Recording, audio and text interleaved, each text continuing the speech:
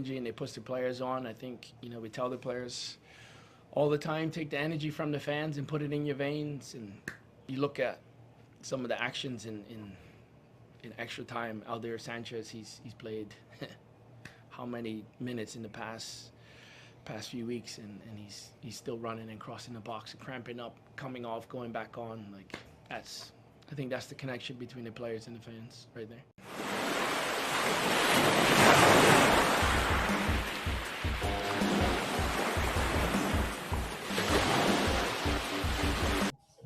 What's up, everyone, and welcome back to Tide Talk, the Rhode Island FC podcast that's for the fans, by the fans. I'm your host, Matt, and whether you're a day one sicko or new to RAFC, you found your home.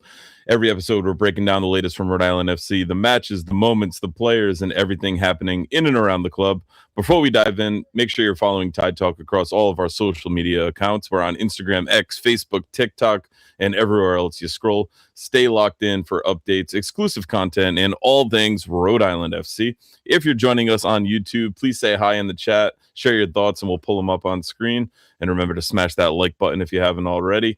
And if you're listening on Spotify or Apple Podcasts or wherever you get your podcasts, please take a second to like, subscribe, and leave us a 5-star rating and a short review. Helps us grow and bring you even better content each and every week. All right, let's cozy up, crack a bear, and dive into this one.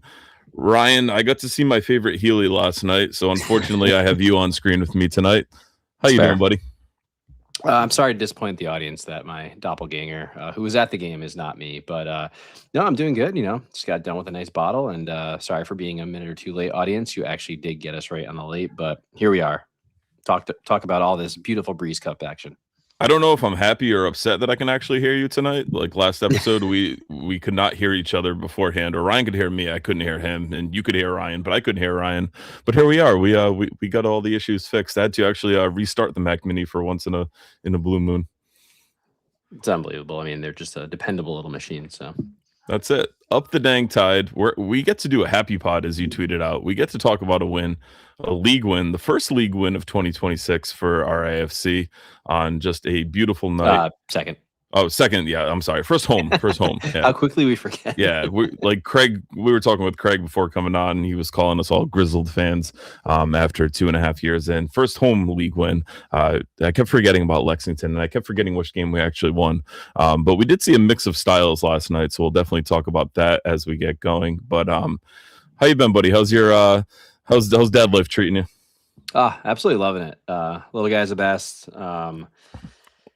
Yeah, he's I would say the only complaint so far is he keeps falling asleep during RAFC games. And I'm not standing for it. We're playing some good footy right now, and the man needs to wake up and see that this new version of Kana Ball is here to stay, and it's looking pretty good right now. So I need him to lock in. That's what I'm saying. That's it. I love what you told me last night, that whenever RAFC scores, you drop the 1-0, the Graham quote to him. Oh, yeah. So start him young, start him early. Oh yeah, gotta love it.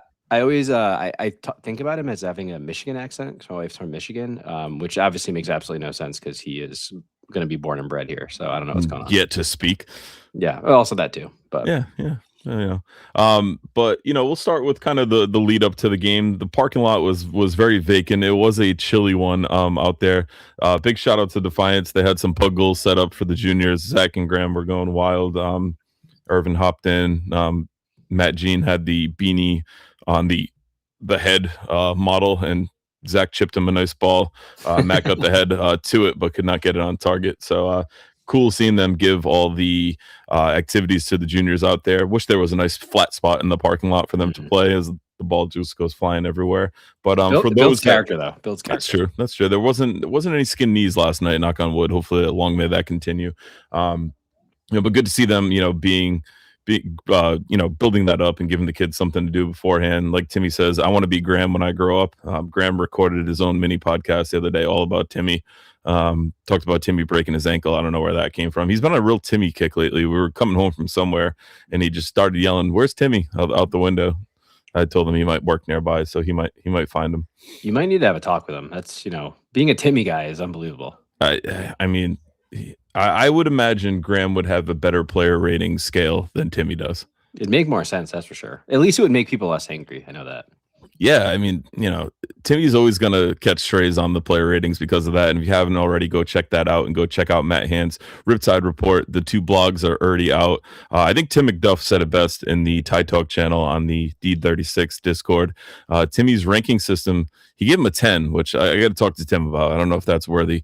He gave Timmy's actual grades a 7 and gave complaints about the system a 4. So Tim also seems to be a very, very pro Timmy guy. Wow. Oh, Timmy's really amassing a contingent, which is scary. I don't know about that. Yeah, I mean, the Tap Street hooligan thing must have really taken off with him. All right, so we did get into the stadium by bus with the smaller crowd. I think that was a very good decision. It's always fun taking the bus, chanting, the drum playing on the bus, that poor bus driver, and it was packed like sardines. I was in a little crevice near the driver. Matt Jean definitely ahead of the yellow line, but we'll cite his violation later. On that bus ride, we got in early, got the boys pretzel bites. Andrew Quadros, I know, got into his pretzel bite for the first time instead of a whole pretzel. Timmy called them mid at best, which is another slight against him. But the pretzel bites were on fire. I will give a public service announcement. I had the Rhode Island dog, as it's dubbed in stadium, which is the Tidewater version of a hot wiener. And man, oh man, did that tear me up. It was not good. It was like a sloppy Joe, like seasoning on top, just doused in celery salt. I don't know if it was that mixture, that meat mixture, or the actual dog itself, but I was a hurting pup for most of that game from that. And I mean, it sounds authentic. It sounds authentic to a wiener. Yeah, I mean, it wasn't that like traditional meat sauce though. It was more like it was like red. It was weird. I would say stay away from the Rhode Island dog as a public service announcement. I don't care if we lose that sponsorship potential deal, but just my 2 cents on that one. I'm looking out for the safety of the Tide Talk fandom. We'd like to do this is for the fans by the fans, and I think information like that is very important. You want a supporter section who can maintain the full 90 and not be running out of the supporter section all the time. So I think making sure people know where to go in stadium. Folks, we're big time on the pretzels, as you know. I have to say that the nugs and fries are perfect. I've had the nachos with the pulled pork before last season. I don't even know if they still have them. They were in one of the like walk-in things, and those are very good as well. But plenty of I think like Andrew Milko says, I think I'll be sticking to the pretzels from here on out. Yeah, I have to give a shout out to Andrew Quadros, who texted me before the game asking if I wanted to drive by pretzel on his way home, which it was very kind. I was like, absolutely, I don't want an hours old pretzel, but it was very nice of him to offer. So yeah, we could have thrown you one over the fence, like no problem. Also say, as soon as the national anthem started, in true Tidewater fashion, it rained for about a minute, like big heavy raindrops, and it was like, oh shit, here we go again. I think it threw the poor guy off his game. He mixed up stars and stripes in the words, and the supporter section did a nice job of filling in and helping out and adding a little background to it. But if there's any kind of chance of rain at Tidewater, even if it's 0, it's gonna rain. I totally missed this entire saga of it raining at all. So I was really confused today when you guys were talking about that. So thank you for clearing that up. It wasn't even on the radar, I don't think, and it just popped out of nowhere. But that's that. Let's get into it. Let's take a look at the starting 11. Koke Vegas, Aldair Sanchez, Hugo Baccarat, Leo Afonso, JJ Williams, Pity Rodriguez, Clay Holstad, Frank Nodarce, Jojea Quazera, Karifa Yao, and Hamidi Jope. Ryan, pretty happy with seeing this lineup roll out again? Not just happy. Matt, is this our best 11? I think so. I think it's pretty telling. When we talk about subs a little later on, we did see Jope come off and immediately took his shin guards off, so knew the end of the night was coming for him. And I think him coming back into this back three really lets Frank and Karifa, kind of play their roles a little bit differently, because I really like him. I think he's very, very solid. Mm-hmm. He was one of my predictions in Andrew Quadros' preseason blog about, player that could have one of the biggest impacts on this team. But I think healthy 11, this is it. I know you might have something else to say about a certain number 11 sneaking in there, but I think our starting 11 this is our best starting 11. Yeah, weirdly, I actually think my first kind of one out of this is Harivo, actually. But I also don't know where I'd put him, because I think the double pivot of Clay and Hugo is just elite and is getting better. Like I think we're seeing the best of Hugo. I think we're seeing Hugo get back to fitness and Yes. pick up some form. Fitness and form. And I think this is like almost a reading and game rhythm, I think, is coming back, because we're not seeing him get we saw him get like picked off a lot in the beginning of the season, of like a guy kind of coming up from behind him, and he just kind of was lingering on the ball a little too much. And last night we saw him make a lot of very like decisive actions both forward and back. So really good stuff from him. But where's I going with this? Yeah, I think the big thing for me actually is this slide. The fact that we are now consistently playing this formation, which I really, really like. I think it's bringing the best out of the team. And We've only called for this for 2.5 years. It took a lot of slides to get here, guys. It took a lot of slides to get here, but we made it. We're kind of cementing into a back four team. Again, I think it makes the most of the players. And I also think like we're seeing some players grow in this. Like I think Frank is every week becoming a better right-ish back. Like I don't think he's ever going to be out there on that side, but I really like what he's giving. He gives a lot of like tactical like rigor to the team, like kind of holding it all together by being that kind of hybrid center back, right back, like kind of holding the fort on that side so that Jojea can do his thing. So a lot of really good stuff. I think the two of them also link up really nicely. They have a very good understanding of where each other is going to be. And like we saw Frank dump out a few balls to Jojea out wide and like put him into space with it. So I think that's a really good pairing on the right. Well, I mean, when when Jojea, Cahrleston, and Frank are doing all their practice sessions for that celebration they do together, like they're obviously building that chemistry as we speak. So, when you're practicing goal celebration together, you have to then also practice scoring, because you don't want to put all the work and time into the celebration when you're not actually doing it, which is not a problem at the moment, which is great. Yeah, early on in this one, I thought we saw a lot of that press that we saw versus Lexington, pressing high. We saw the Leo with the chance right away, just wide of the post. JJ was incensed by that shot. He wanted that ball across to him immediately. But I think it was a rightful play on goal for Leo on that one. I love him having to go from there.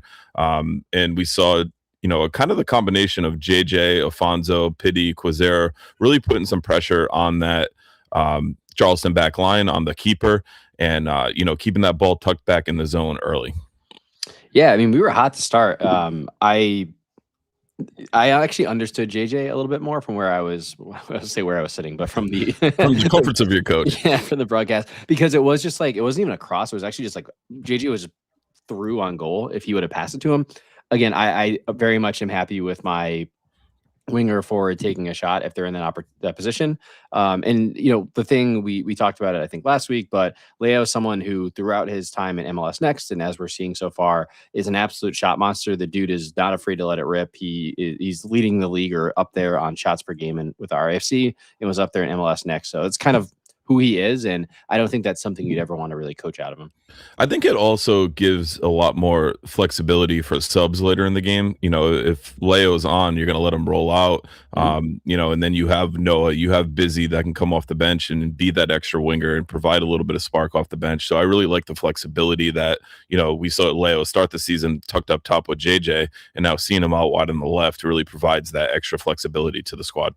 Yeah, I mean, the other thing too is that having someone like Aldair on the left back there, like kind of platforms him to actually roam more inside, because it's not Leo's job to really drive the width in the final third. It's actually Aldair's in this formation. So Aldair can do that while Leo kind of drifts more in as more of a traditional forward. It's kind of one of the issues we saw last year when we would roll out Aldair on the left as like wing back, and then Quazera in front of him. They both are kind of doing the same thing, being the width, where one of them needed to be more on the inside. Now that we have the pairing of a right-footed Leo Afonso on the left, and then a fullback who really likes to get out wide and throw in crosses, the balance is now there for that kind of pod of players to really work together. And then we've really seen some good link up between Leo, Pity, and JJ when they kind of get into a little triangle there. So triangles, these little pods of players, like they're all kind of starting to come together, starting to gel. And I think we're starting to see some really nice interplay, which we saw in this one. Maybe had that Ted Lasso total football moment at a crazy weird theme bar. I'm assuming it was just like on the pedestrian bridge. He was like looking at all the Providence skyline and was like, wait a minute. Total football. It all works together. That's it. It does look good. But like I said, the first maybe 10 minutes or so, I thought we were really aggressive with the press. And then I saw, kind of a change. I think we kind of went back to that Revs model where we dropped into that mid to low block throughout the remainder of the first half in this one, and we didn't really get a solid chance till the JJ header right at the end of extra time added on for the first half. But we definitely transitioned into more of a block, and Charleston wasn't generating many chances from this either. So I think most of this first half was really played in that middle third of the pitch, with neither team really threatening until that first outside of the first Leo chance, and then until that last JJ chance.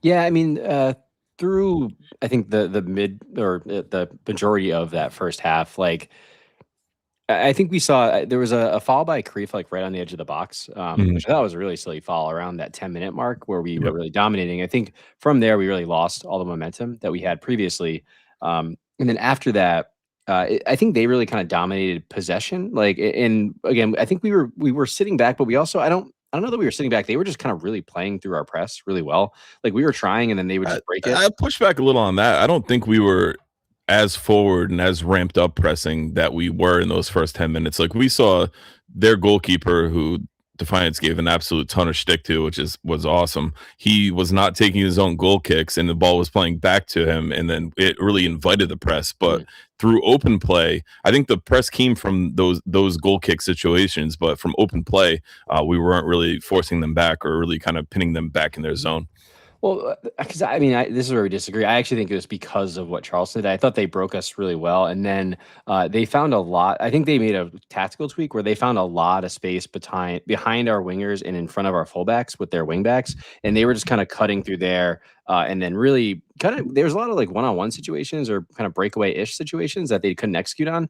There's a really great last-ditch tackle by Hugo in here that like absolutely saves us because we got robbed like in our kind of our third of defensive end. So there was a lot of like I think they had the better of it. They just couldn't. They were just so like it actually looked like us in a lot of ways, like or a few weeks ago us where we did a lot of good stuff, but then they couldn't. The final action just wasn't there for them. Like they're missing all of the talented players at the front of the pitch that we've seen the past couple of years with them. Like the fact that they've almost wiped that entire part of the pitch clean. I think we saw a lot of that of why that's a bit of an issue for them right now. Yeah, Han says in the chat disagrees. Charleston threatened a lot, and we needed a lot of last-ditch tackles. I thought there was that one, and Derek brings it up, the tackle from behind that, that was definitely a heart attack moment. But outside of that one and the Cahrleston foul, it wasn't like they were generating any big chances, Matt Hans. So I think that was kind of the key to it, to dig up an old grave. But, I think if anyone was going to score, maybe it would them. But, like, I would see that. Like that first half, the way it played out, I think 0-0 was very justified for both teams. Yeah, no, I'm not disagreeing with that. They never had like the final again. Like that's why I don't know if Koke made a save or many saves in the first half. Like they couldn't get that final thing, but they were. I think they actually said it on the broadcast. Like they had a ton of what is called a final third entry. So that's when it goes from kind of like any part of the pitch into the final 30. Like if you're looking at a football field, the final 30 yards of it, like the red zone. So they were getting the ball into there, but then they also just were not getting the ball into the box from that area. Yeah, like, that's why I kind of push back on all of the hands saying it was more than just the Hugo one, but like there wasn't the ball generated into the box that much. Yeah. So like we can go back and watch it again, but like it didn't strike me that we were hanging on for dear life there and making last ditch tackles to save a goal. Yeah, I mean, there was. I think the reason why some people have that memory is because there were a couple moments where we like looked a little bit looser. Like there's a lot of like one-on-one defending happening in that area, and the reason that we were both nervous but it also worked out is because we did a really good job kind of with those moments. It was one save in the first half for Koke. Exactly. Yeah. So they just couldn't do anything with it, but they were. I think. Again, we're kind of splitting hairs here because I don't think either of us think the 0-0 at halftime is wrong. It just, I think if you were going to say, okay, if it was a boxing match, like who was kind of the winning, I think you go like 10-9 in a boxing term. Like, that's a good comparison. They edged it like lightly. Yeah. Chris says in the chat, last night was one of the better Koke performances I've seen. Had a group of drunk college kids behind me that kept calling him Coke. Drove me absolutely nuts. Oh my God. Even Graham was like turning around looking at him like that. It was absurd. good job, Coke. Nice save, Coke. Stuff like that drove me up an absolute tree. But first half stats, like you said, if it was scored like a boxing fight, I think 1 point was pretty pretty on point. They did outpossess us 60 to 40%. We outshot them 7 to 6, one on target for each, 0 big chances for either team. 80% passing accuracy for Rhode Island to 85 for Charleston, 4 fouls each and 3 corners each. Anything else on the first half, Ryan? Absolutely not. Let's move it along. Yeah, it was a snooze fest for me. I thought the first half was. Pawtucket Jay says, "Yeah, those kids were trashed." So yeah, they should have probably had a couple of Cokes, maybe sober them up a little bit. And Timmy says they edged us. Okay, Ryan. But luckily for RIFC, just 6 minutes into the second half, we were able to get on the board, and we saw this goal here. Holstead. It's crossed into the middle. It's flicked on, and Williams scores! The Battery are crying out for the offside flag here. It does not come up. And J.J. Williams opens his account in the USL Championship for 2026 and gives Rhode Island a 1-0 lead over the Battery.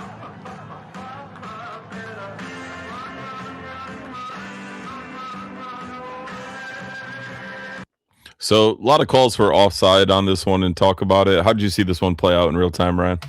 Yeah, so I was definitely nervous in real time. Like JJ is a mile offsides when he gets that ball, but the rule of the law, folks, is because the play was just like a deflection. It kind of goes back to where JJ was when the original ball was played. And Andrew Quadras did a great freeze frame for us that I didn't end up putting into these slides, which would have been helpful. But he is really. I think he's on sides, which I think very tight. It's super tight, but there's no VAR, and you're kind of it's Premier League draw lines tight. Yes. Oh God, yeah. And quite frankly, he might have been a little offsides. I'm not sure, but he's definitely a lot closer than it looks with the final, like where he is when he kicks the ball in. Yeah, and then Timmy says, especially when they didn't replay the goal in the stadium, which the replays were actually a little bit better last night in stadium and like much quicker with it, I thought. So that was good to see. Hand says, "Close." What's weird about this? I've seen so few goals being at Centerville Bank Stadium. True. I didn't realize they actually do replays. I gotta say too, the Big Blue Bug graphic, I love. I am a huge fan of that. The little animated. Cartoon version, the Big Blue Bug dancing for the goals. It kind of looks like a little blue bug in the graphic. Probably could have been a little bigger, but that's what we all would say. A very nice touch on the sponsorship details there. There's nothing more Rhode Island than that, so you love it. Absolutely love it. So, good play to get there, and very not typical JJ goal, more of a poacher goal, being in the right place at the right time. Whether onside or not, hook or crook. Yeah, hey, I think a couple episodes ago, I was actually almost like surprised how kind of harsh you were with JJ. JJ has a lot of like deep meaning to the Tide Talk crew, more than he will ever know in certain areas. And but I think it was a fair call at that. Like he hasn't been producing to the level that we'd expect of him. And we were saying, like, does he kind of, and I think we talked about this with Leo, with Pity, like, they kind of just need to see one go in the net. And I think JJ, getting that huge moment against the Revs, like, we kept saying, like, this might be it. This might be his momentum. And again, kind of being there to clean up that goal, I think is more about him being in the right spot. And then, actually putting it in the net is kind of secondary there. Yeah, we're forever indebted to JJ. He was our first interview at the final beam ceremony at the stadium too. So, a big JJ fan, love his physicality, what he brings, but like, that's what we do. If we call out what we see, and, I think, early on, I think the frustration really got to him, and you could kind of see that, and people, have talked about it, him being very upset with his teammates. And I think in any sport, when you're, letting the bad kind of seep in, it takes you off your game for a bit, and you just go out there and play, and you get it. He's a competitor, and he's, probably one of the most competitive guys on the squad, I would say, just based on, his actions and reactions to things that happen within matches. But I think that was, kind of overtaking what he was doing on the field early on in the season, at least. And, if he gets firing, watch out, USL Championship. I might say that he is firing right now. Yeah, but we'll true. Get to that. True. Luckily, 10 minutes later, we saw the lead doubled to 2-0 from this goal. 30 minutes to try to turn this around. But they give it away here. And Rhode Island could have a 2-on-1 if they hurry. Rodriguez leading the charge. Slips in Quizera, 2-0, Rhode Island.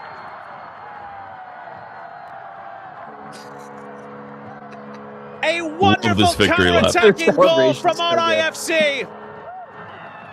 It's Jojea Quizera's third goal of the season. And Rhode Island double their delight over the Battery with a 2-0 lead in the championship. Just the absolute lap of honor. Then he hit the scuba after. Really good stuff from Quizera. And a really nice ball from Pity. I think Quizera had that heavy touch that kind of took it to Pity. And Andrew Quadros is saying he always rated him. We know that's not true, but Quizera hates Ryan because of it. But before we talk about the goal, which I think was a very good finish, I think it was a really nice ball by Pity there, and I think it was one of Pity's best performances of the season so far.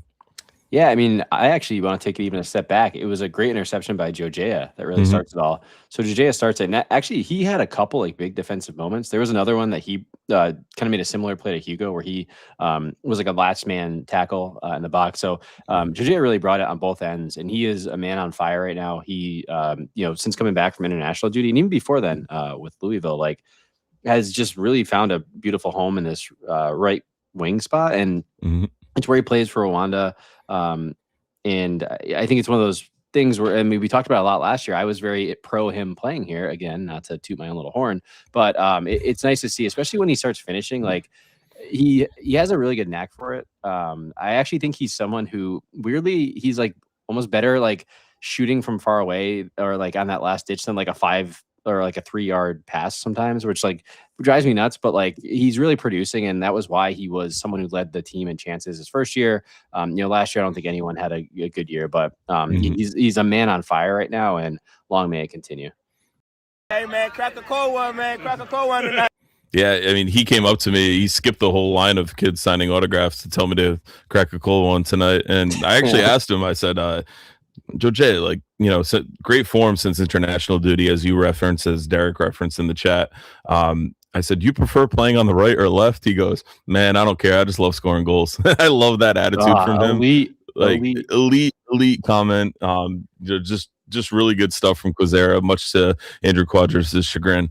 But said it, called out in the chat, just been absolutely in great form since Louisville, and then carrying on from the Rwanda call up, and just a really nice interception by him, really nice pass by Pity, and getting in there. So really good stuff. Timmy's calling for the golden boot loading. He's got 3 right now, so we'll have to tamper it up from there. But not done with the goals yet, as just 5 minutes later we saw another one from RAFC. Goals galore on that cold evening, which actually wasn't too bad. I expected a lot worse. Definitely bundled up a lot more than I needed to. Actually wore pants, so that's pretty telling. But here's the goal that gave us the 3-0 lead at the time. And Vegas tries to free up J.J. Williams. It's into his path. Williams holds up the play. Still, J.J. Williams. Oh, it's sensational! A moment of magic from J.J. Williams off the Vegas feed. And Rhode Island are 3-0 up after a J.J. jaw-dropper. Great call from Sean St. Jacques there on that one. The clip doesn't do it full justice because Koke plays an absolute pinged missile out to JJ, but fine work from JJ on the turn there, and then an elite strike for the finish. My favorite part of this one was actually Koke turning around and pointing at the supporter section, and like with the biggest shit-eating grin on his face, so happy, so proud of himself. But like as soon as he played it, you could see JJ in absolutely no man's land, split between the center backs, and knew he was going to have a chance to go in on goal from this one. Yeah, it's an unbelievable pass from Koke, unbelievable effort from JJ. It was funny. I was being very selfish. I went big on Leo Afonso in Club Collector last night, and I was really hoping that JJ passed to him to try to get Leo on the board. But that wasn't happening. No, once JJ, he kind of gets in this zone, like this mode. I think we call it like almost like playoff JJ, where he's just kind of like, screw you, I'm better than you, and I'm scoring right now. And I love when he gets this confidence and this attitude. And last night couldn't have been a better night for RAFC for a lot of reasons, but one of the big ones is seeing a lot of these core players really start to build some momentum and build some confidence. And a pretty monumental goal for JJ with his second half brace, getting him 50 career goals in the USL Championship regular season. So getting, in the stats and getting up there, pretty good to see. At one of the last press conferences we went to, he talked about, I probably should have, 75 at this point with all the chances I've missed. So, you do love hearing that from him and wanting to see him keep getting better and keep finding the back of the net. But just an absolute awesome ball. Chris is calling out Timmy in the chat. The assist should have gotten Koke at least an 8 out of 10 rank this week. Don't be stingy, Timmy. I was going to say I love JJ's feedback for himself, but I love that Timmy's getting live feedback in the chat about his player rankings, which Frapp is absolutely correct on this one. Absolutely. One thing I noticed after all the goals, when the team's all down on the opposite end line or corner celebrating, Hamadi Diop is always the first one to go back to Koke and celebrate with him. Love seeing that little bit of team chemistry in there. I think that's a really nice piece as well. And RFC was not done in this one as Clay Holstad drew a penalty in the 83rd minute. I think there was a lot of mind juggling going on of who's going to take this penalty after what we saw versus the New England Revs. But we saw Dwayne Busy Atkinson step up to the spot and convert this kick right here. He would essentially seal the points if he scores. And Dwayne Atkinson does score to wrap it up. 4-0 Rhode Island. They've run the battery out of Rhode Island tonight. There's no questions about that. Cool as the rule on that. How awesome is their keeper smashing it off a defender back into the net after the goal? So good. Yeah. That's my favorite part of the whole sequence. Well, because the problem was the keeper was so adamant that he got the ball, which on replay he absolutely didn't, which was one very funny piece of this. But were you shocked that it was Busy that took the piece? Yeah, Han says in the chat, I thought JJ was going to take it off of him. So, I think Graham actually said it to me like, oh, Busy's going to take this penalty. But you saw JJ keep lurking. And you see it a lot in European soccer where a player will stand at the spot with the ball to kind of take the pressure off of who's going to actually take it and, get rid of all the mindfuck shenanigans that happened beforehand. And with JJ circling like that, being on a brace as well, I figured like, oh, it's no doubt in my mind JJ Williams is going to take this penalty. It's a redemption tour thing. It'll put him on a hat trick for the night. So I was very shocked that Busy actually, got the nod and stuck with it, whether that was from Kano or, it seemingly would be, because I'd imagine JJ being on the brace, wanting that revenge for that wide shank against New England from the spot. But credit to Busy. That was a very cool, collected finish, but very shocked. How about you? Yeah, honestly, like for people on the pitch, Busy would have been like 8th, of who I expected to step up and take that. Like, I absolutely thought JJ was going to complete his hat trick there, but it also seemed like Leo really wanted to take it. And I could totally see like he wants to get his first goal with the team, like really wants to kind of get a number on the board so we can start, adding up to that tally. But it seemed like there's some arguing. I don't know. JJ seemed like fine with Busy. Leo seemed like a little bit annoyed. Hard to play like body language police there, but Sarah's got an interesting one in there. Love that Busy took it. Kano seemed surprised that Busy took it too. So interesting how that all goes down. If there's just a certain pecking order, or if Busy was just like, nah, fuck you guys, I'm taking this thing, man. I have no idea. I genuinely have no idea. It was kind of a weird one, again, not to play body language police. I did like that after he scored though, like JJ was the first one over to kind of like dap him up and like bring all the boys over to the corner. So that was good to see that, like, water under the bridge, and everyone at the end of the day was just happy that we scored another one. Yeah, Timmy said Kano shrugged 10 times at the players on the bench when he saw that Busy was taking it. That's hilarious. So, love it. Love to see it from a substitute in the game too. And I had it up on the screen a minute ago. Matt Hand said Busy's pressing also helped set that up as well. So we, did see that, and that also good to see. But 4 goals on the night for RAFC, and our full-time stats, expected goals we don't have. We lost. Our stat intern is getting fired on this one. Possession outpossessed 63 to 37%. We outshot them 14-13, shots on target for RAFC to 3 for Charleston. 3 big chances for RAFC, 77% passing accuracy to 85, 10 fouls to 11, and 3 corners to the 8. Any other big moments or big things you want to talk about in this one, Ryan? No, this was unbelievable.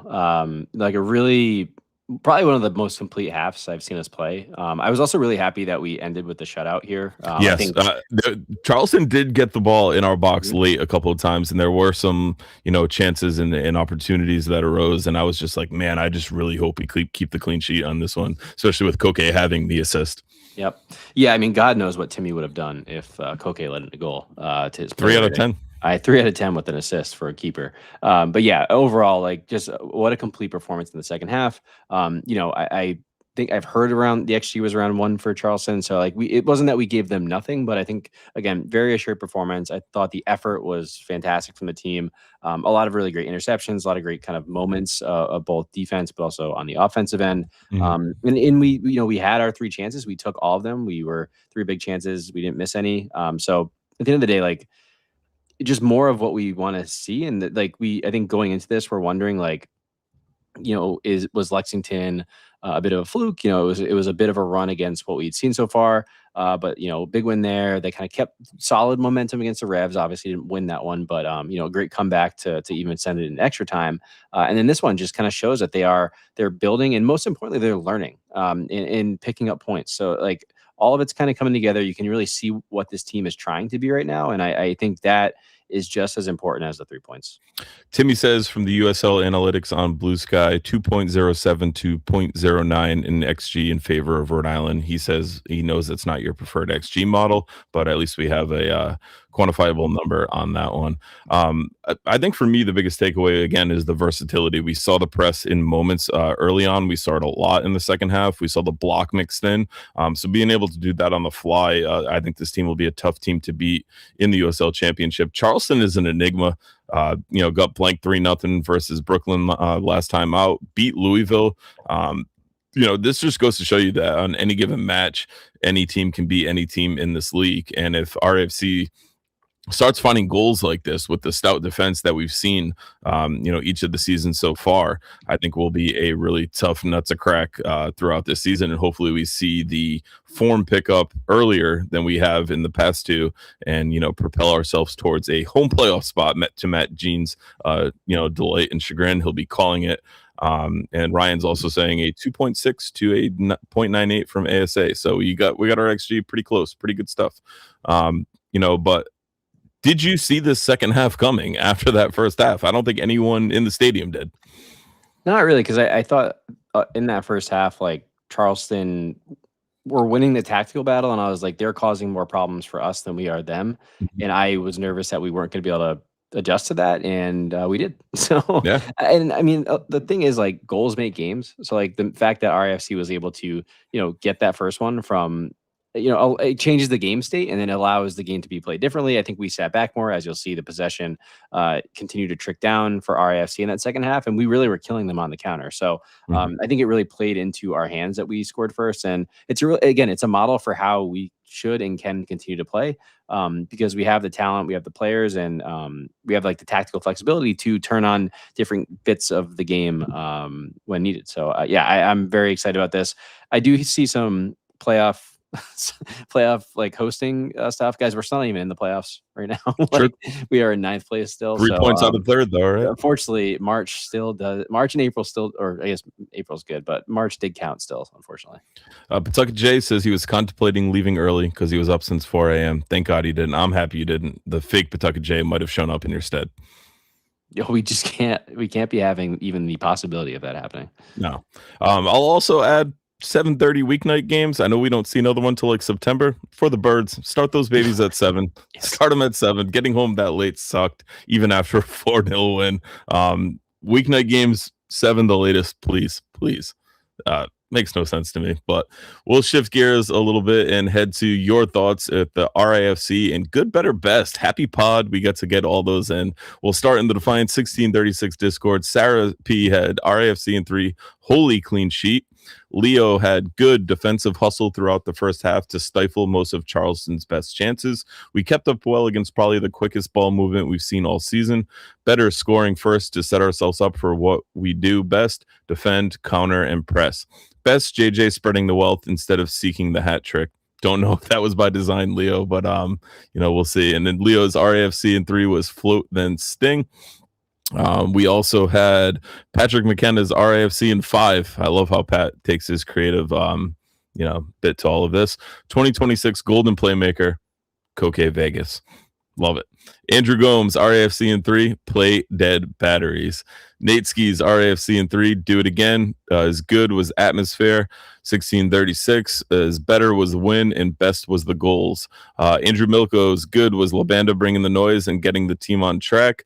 His better was brilliant defense and a clean sheet, and best offense is clicking, and JJ with the brace. RAFC in 3, easy, breezy, beautiful. Love that one. Elite take from Andrew Milko.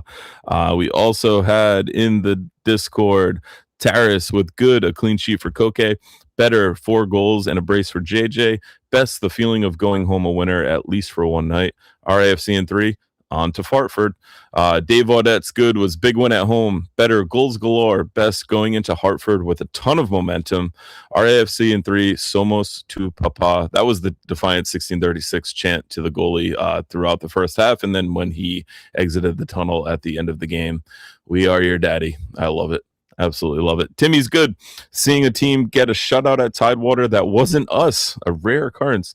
Better, Quizera has already surpassed total league goal contributions for 2025 from 2025 in just 5 matches. Andrew Quadros, you'll never sing that. Best, JJ playing with a ton of confidence. He always says he needs to score more, and he's doing it. RAFC in 3, donuts, then Shartford. On Twitter, we had... if I can get this pulled up. Sorry, we'll fire the Claude intern again. Tyler Hatch, RFC in 3, play the counter. Good, we won a home league match before June. Better, Koke picking up his somehow first career assist. So a nice note on the Koke assist. Best, the whole team is beaming with confidence and looked primed for a climb up the table. FQB's RFC in 3 is winning in transition. Good, 3 points. Better, clean sheet. Best, momentum is building. Mike Moni's RFC in 3, all charged up. Love that slate at the battery. Good, Nate Messer still helping out the club by shanking a goal that could have made it 2-1. Better, Koke with not just a clean sheet, but also the beautiful assist. Best, JJ Williams when he gets hot. He's nearly unstoppable, and right now, he's pretty warm. On Facebook, we had Chris Peterson, Mr. Beauty, cheered from Orlando, now crush Hartford. Love it. Scott Morrison said, I miss this, home with a nasty stomach bug, but watched on TV. Still blame the Revs for defiling my seats last week. At least the stomach bug didn't come from the Rhode Island Dogs, Scott.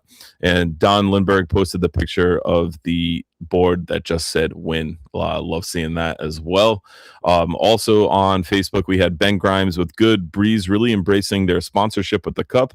Better, back in the conversation for playoffs. Best, the Fantastic Four. And last but not least, on Instagram, we had Bucket Travers with good, the rain held off. It did not look promising during that national anthem. Better, JJ with the brace. Best, Karifa Yao continues to be a lockdown center back. And Booth Hill Brewing with RAFC in 3, tide is rising. RAFC defense came to play tonight. 20 tackles, 11 interceptions, 5 blocks, 24 clearances, along with a clean sheet. The offense also shined as they turned 14 shots into 4 goals. Great stat run there, Booth Hill Brewing. Good, 4 goals and a clean sheet. Better, defense put on a clinic. Offense is clicking. Best, playing a complete game and moving up the table. So thank you to everyone who turned to the Defiance Discord or our socials and shared your takes. We love actually getting the chance to read those out. Again, we always use one as the episode title. A lot of good ones to pick from tonight. So if you're not already following us across all the socials, make sure you do and share your takes after each and every match, and we'll read them on air. So just a really good night. Fans were buzzing, rightfully so, even getting home late and dodging some early raindrops in that one. We got a short in focus today, and before we do that, make sure you smash that like button if you haven't already. That's correct, folks. There's only one thing that should be in focus here, and it is the Breeze Cup, guys. +4 goal differential going into the second leg. You couldn't ask for a better result when you're really focusing on putting the first airplane on your crest. Matt did a beautiful mock-up today. If you are in the Defiance Discord, pop down to the 36ers chat. I'm going to leave that for 36ers eyes only at this point. But guys, I think it needs to happen. Oh, I think it absolutely needs to happen. I think you just need to slap a bigger corporate logo on it. But we want the cup, and boy, did we put a really big first foot forward in doing that last night. So, were we the only team on the pitch who actually acknowledged the existence of this cup before like 3 hours ahead of the match day? Maybe. But boy, oh boy, we took it seriously, put a strong 11 out there, and I think we kind of have one hand on the trophy already. It's good. You love to see it. Are you a fan of this little mini cup being brought up as a marketing stunt, or is this too much of the, I'll call it this, and I know people will get upset, the plastic Americanization of soccer? As I wrote in the newsletter, headline before this one, or subject line, get that bread, RIFC. A financially healthy RIFC is the best RIFC, and I am all about them doing whatever they can to maximize the Breeze sponsorship. So, hell yeah, I don't care.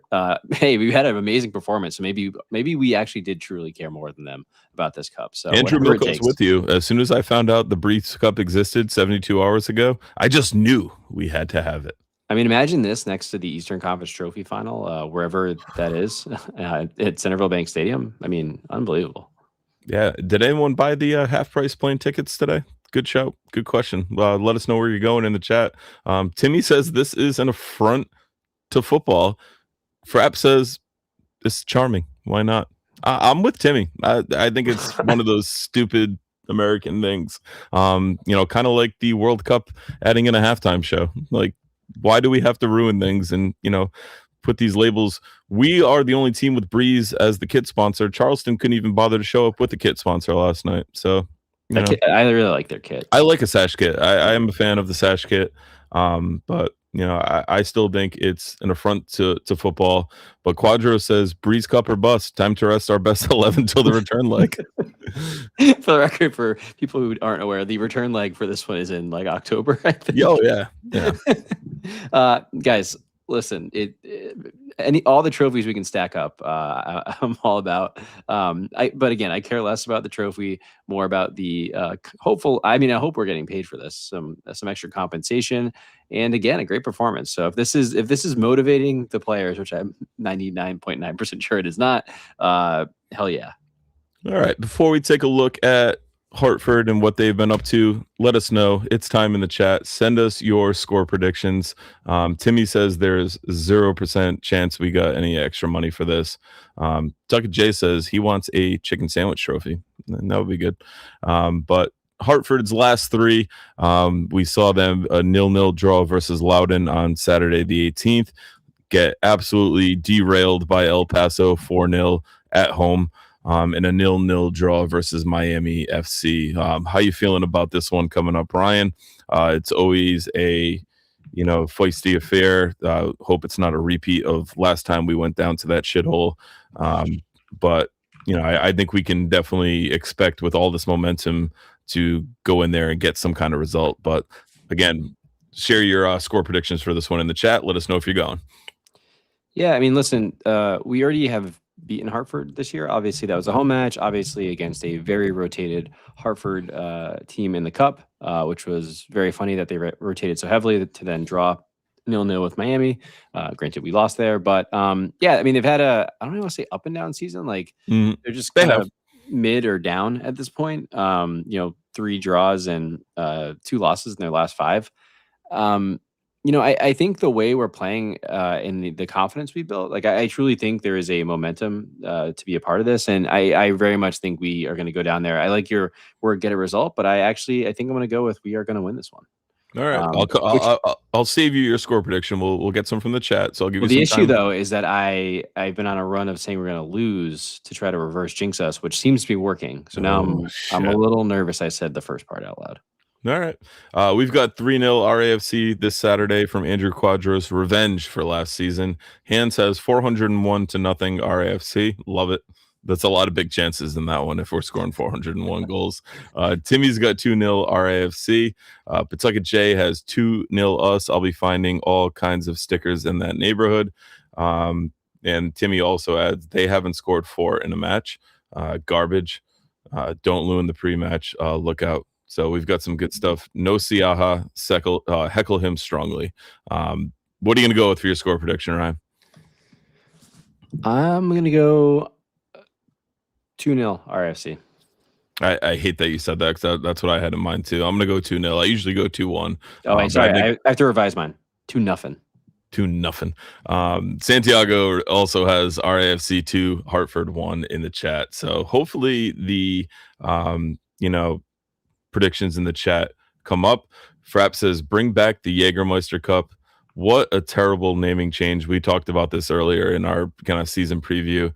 A much different tournament in this one. And if you lose your first game, you can basically kind of kiss this one goodbye. And I don't want to steal all of Hans' thunder. So make sure you check out the pre-match lookout where we'll kind of break down the cup competition rules, who advances, and all of that stuff. But there's a much different model this year. Obviously, none other than the biggest note of the name change and the big downgrade from the Jägermeister Cup. High Motor would probably be pretty pissed because they had to go out and buy some Jaeger for our live show there. But anytime you can win a cup game and beat your rival, it's always good. We've done it once this year. Let's do it again. Yeah, I mean, I think I was the only person who was happy we drew them in the Open Cup. Like, I want to play and beat them as many times as possible every single calendar year. So, yeah, let's go. Good stuff. And Sarah adds, make sure you guys dump their shitty beer out. Hooker's got a light lager out that they're calling the official beer of said derby that I, again, will never say that name of because it's another stupid American plasticization, of soccer. How come they get to have a beer and call it the official beer of the derby? I mean, I'll be honest. I think it's kind of one of those ones where you just that you're first to claim it, you kind of get it. Yeah, so that's bad. The guild's definitely got to step their game up and get something out for this one. Hopefully for one of the 900 return legs that we have this season, versus them. Yeah, it's one of those ones. Like just a reminder, we have yet to play them in the league. True. I made a joke to Kelly before, talking about this one of, it should be a relatively short pod tonight. We only opine long when it's a loss, and here we are with a 4-0 win, and this pod will end up under an hour. So.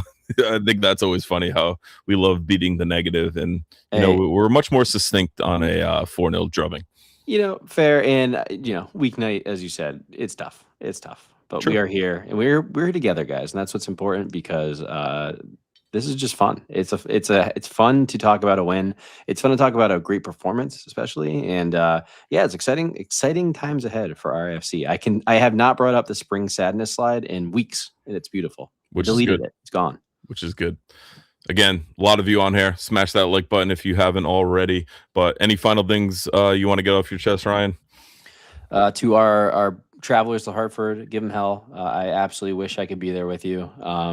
If those reckless children of Hartford get on you again, just ask them where their moms are. It seemed to work last time. So, but seriously enjoy it. It's always a fun away day.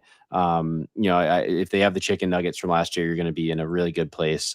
They are, as we talked about in the pod last time, they are not going to be butter chicken, unlike Timmy Sclafani thought.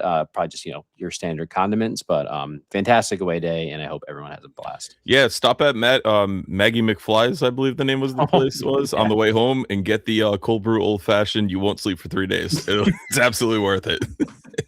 But I did say that. I said to the guys, I was like, while you're traveling, I'll make 5 shots of espresso and just take a shot of whiskey at the same time, and I'll be right there with you. Done.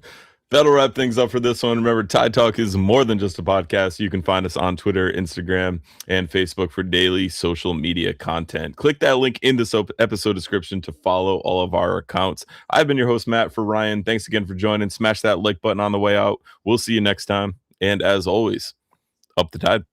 Up the tide.